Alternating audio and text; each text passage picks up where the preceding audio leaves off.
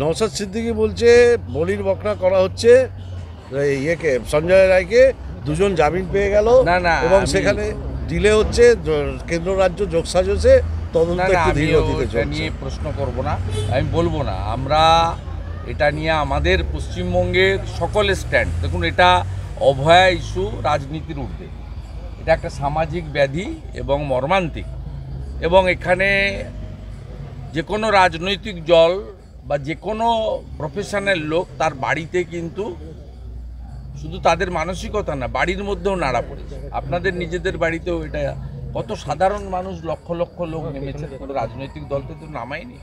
তো এটা খুব মর্মান্তিক ইস্যু, এবং এক্ষেত্রে খুব পরিষ্কার আমার অন্তত স্ট্যান্ড। আমি বারে বারে বলেছি যে সঞ্জয় রায় হয়তো দোষী, কোর্ট একটু আগেই তাকে দোষী সাব্যস্ত করেছেন, সোমবার সাজা ঘোষণা করবেন। ক্যাপিটাল পানিশমেন্টই হয় এসব সাজাতে, ভারতীয় ন্যায় সংহিতাতে।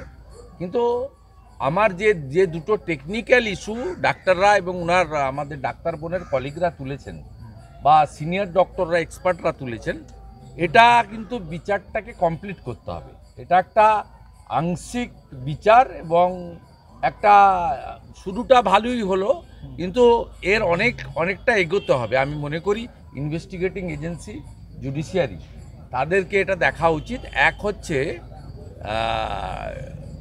যে আপনার ডিএনএ রিপোর্ট এসছে, তাতে বলা হয়েছে মিশ্র রিপোর্ট মিন্স এটা একজনের দ্বারা হয়নি, এটা বহুজনের দ্বারা হয়েছে, যে 2 হতে পারে, 4 হতে পারে। দ্বিতীয় হচ্ছে ফরেন্সিকের যে রিপোর্ট এসছে, তাতে ধস্তাধস্তির কোনো চিহ্ন নেই।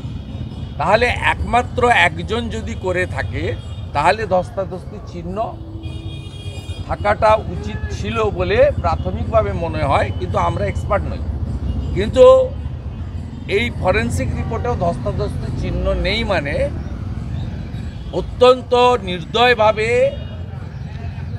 অবর্ণনীয় যন্ত্রণা দিয়ে বহু সংখ্যক ব্যক্তির উপস্থিতিতে, বা তাদের এই যে জানোয়ারকেও লজ্জা দেওয়া যায় যে কায়দায় তারা এটা করেছে, তাতে তাকে রেপ এবং খুন করা হয়েছে।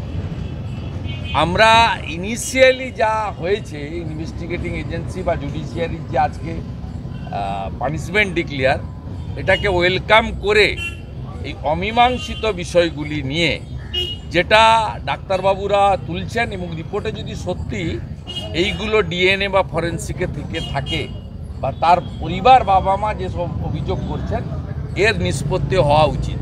আমরা আজকে আরও খুশি হতাম যদি সন্দীপ ঘোষ এবং বিনীত গোয়েলকে অ্যাকিউজড ঘোষণা করতেন হাইকোর্ট।